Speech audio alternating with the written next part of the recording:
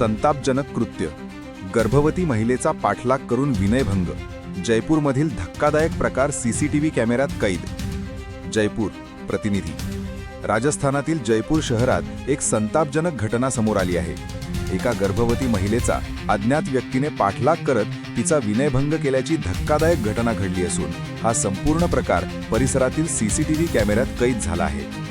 मिळालेल्या माहितीनुसार संबंधित महिला आपल्या कामानिमित्त बाहेर पडली असताना आरोपी तिच्या मागे लागला.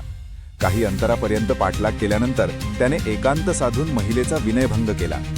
या अचानक घडलेल्या प्रकारामुळे महिला घाबरून गेली आणि तिने तत्काळ मदतीसाठी धाव घेतली.